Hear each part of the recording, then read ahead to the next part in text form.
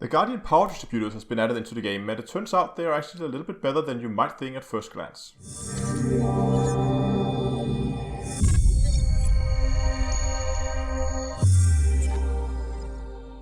Hello ladies and gentlemen, and welcome back to Elite Dangerous with Down to Earth Astronomy. The Guardian Power Distributors has been added into the game, and it's time to go and give those guys a look, because they're actually a little bit interesting, and you can do some quite neat things with them that you might not expect. So first of all, let's go and have a look and compare them to, let's go here in core internals, of course, and compare them to a normal power distributor here. They're 5As, of course, so we can see here that compared to a normal one, we gain a higher power usage, so we go from 7.4 to 9.6, or 0.74 and 0.96 megawatts of use. So 29% more power draw. You lose some capacity here. We are down to 29 megawatts. We're going to use weapon as an indicator here. We can see it's slightly different than the other ones here, but just use weapons as a comparison between the two for now. So we see we lose about 29% of our capacity, but we gain almost 40%, 39% weapon recharge. So we gain a quite significant amount of recharge compared to the other ones. Now, they are also slightly heavier, 21 tons compared to 20, so that's not really that bad. Mass-wise, they're very, very similar. But if we take these and compare them to an engineered one, for instance. First, we need to head over here to ED Shipyard. And as you can see here, I've already taken a Vulture, and I fitted a power distributor on it, 5A. And we can see the values out here. We have the 4.3 megawatts a second and the 41 in capacity. So the Guardian ones are not added yet, so I cannot show you those here just yet. But what we can do is we can go up here and we can see what would happen if we made this charge enhanced. And let's say we also go super conduit, which gives us even more capacity. If we then look at the weapons, before we had 6 megawatts with the Guardian one, now we have 6.48, so let's say 6.5, because it's easier. What would happen if we remove this effect? You see, if we remove the effect, we're still a little bit better than the Guardian ones, which was again 6 megawatts a second. Weapon capacity-wise, we had 25 megawatts, so we can see we also have a higher capacity here. Even with the superconduit, we still have more capacity. So and of course we don't get an increase in power draw, so we still have better power draw here. So the Guardian ones are, what you gain is you get a not as good as a full engineered version, but you get something that is not too far off. It's less capacitor, less recharge, it's heavier, and it's more power draw.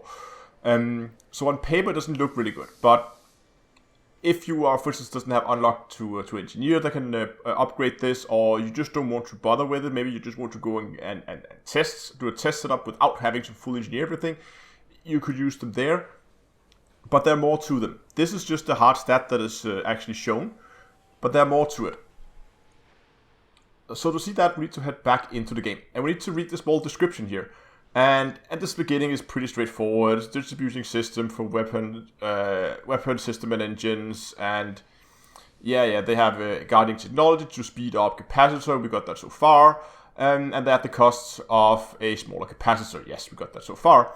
And now there comes some interesting thing here at increased heat generation. Aha! So that's another drawback from the Guardian hybrid power distributors, is they also generate more heat. So compared to an engineered one, they are still not really a good choice. But here's the interesting thing. Also boost overall power output of any power plant, it's hooked into. So that means if you go and you plug this into to a power plant, it can be human, it can be a human engineered power plant, you will gain a higher energy output. Now we can see here, it doesn't actually show down here. Here we have our total megawatts output, and if we go up, it doesn't really show that increase. Now, if I head out of the fitting facilities, head over here to modules, we can see that the current build I have right now, we actually have our life support turned off. Oh, there we go, now turned back on. But it will not turn on probably. I think we can get it to turn on here because we don't have our weapons deployed, so there we go. So we can't get our life support working properly right now, but we can see down here we're using 102% of our power right now. So let's try and take this ship out, and let's see what happens if we deploy our weapons. Okay, so here we are outside the station, and as you can see here, we indeed do have our normal power distributor on, and now we're going to try to deploy our weapons. And as expected, which was why my life support was off before, when you deploy your weapons, you can see that we do not actually have enough power because I've set my life support in priority group 2. My life support turns off and I'm now running on emergency oxygen. But weapons are deployed, and we of course could fire them if we wanted to. But we're not able to keep our life support active because of the way we have distributed. So let's go back to the station. Let's fit a Guardian Power Distributor, and let's see what happens then. So here we are. You can see I have now fitted a Guardian Hybrid Power Distributor instead of our normal Power Distributor. And look at our output here at the bottom of the screen. It's 104%. Now our usage is also gone up, of course. So we don't get a flat 4% because the Power Distributor itself uses more power. But overall, you do get a higher, you do get more power available to fit when you fit this, because you gain that 4% extra of output. Some of it is then taken, of course, by the extra power consumed by the distributor, but you would probably expect to gain somewhere around 2.5%, maybe 3% extra power output from your power plant, which might not seem like a lot, but on a big ship where you might already have a fully engineered human power plant, that could be the difference between fitting an extra shield booster. Or not. That can give you that much power on a big ship. Those few percentages can really be important. So let's try to take the ship out and let's see if we can actually deploy our weapons this time without losing our life support. So we are back outside, exactly the same setup as before, only again with our Guardian power plant, and let's see what happens when we deploy our weapon this time. Weapon comes out, and our life support stays online. And once they're full deployed,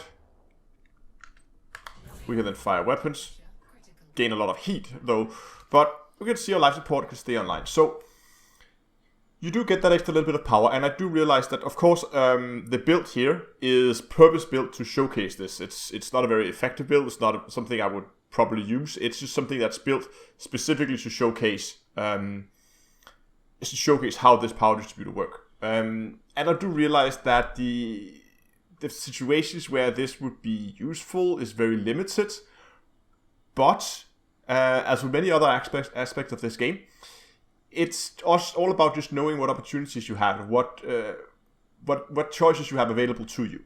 So knowing that you can gain those 2 to 3% extra power output from your power plant can help you make some builds that might not have been possible before because you were simply just starved for power. And especially in power-hungry ships like the Vulture here, it might be something you might want to explore. But anyway, I really hope that you found today's video useful. If you did, remember to subscribe to the channel. Like this video, and until next time, I will see you guys in space.